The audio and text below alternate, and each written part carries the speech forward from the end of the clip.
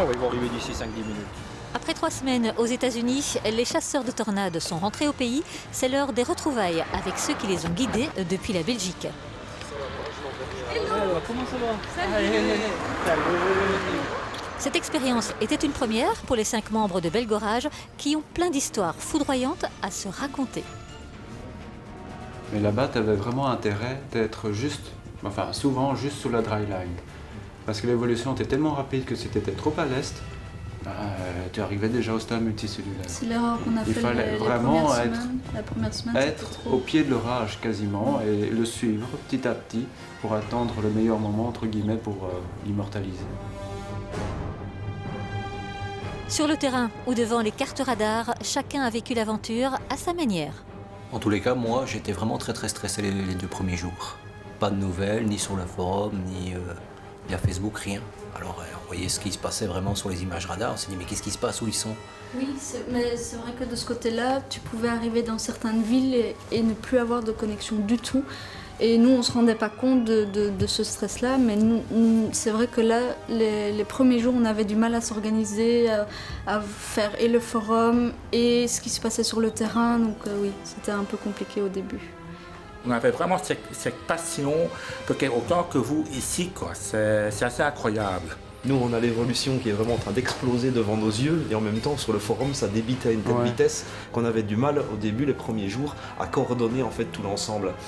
Et c'est vrai que même si par exemple on nous disait d'aller plus dans telle direction, nous les nuages nous disaient qu'il valait mieux partir dans telle direction. Et c'est vrai que là c'était très important, comme tu nous as dit à chaque fois, on vous fait les prévisions, mais c'est vous qui avez le dernier visuel et c'est vous qui devez prendre la dernière décision qui va être la bonne ou la mauvaise pour nous, autant au niveau des prises de vue que des risques. Avec 40 heures d'images tournées sur place, Michael est impatient de montrer un échantillon de ce qu'il a pu filmer. J'avais quand même envie de vous montrer les images des rafales descendantes d'Oklahoma City parce que c'était particulièrement intense et en même temps il fallait gérer les changements de direction, etc. Mais surtout à vivre, c'était ça qui était particulier. À le tourner aussi, parce que dans ces conditions de ne pas avoir de gouttes sous l'optique, c'était un challenge. Mais quand même le vivre avec les policiers qui passent régulièrement ou tout simplement avec des coupures de courant, ça donnait une atmosphère mais incroyable. C'était fou. Voilà la cellule qui a donné la tornade de Bennington. Et c'est vrai que dès le départ, on a vu qu'elle avait un vraiment bon potentiel, donc on l'a suivie. Elle nous a réservé quelques moments de suspense parce qu'il y avait énormément de précipitations autour. Mais elle était vraiment belle et on avait la chance pour le paysage parce qu'il est vraiment magnifique. Donc c'était vraiment un moment clé du voyage.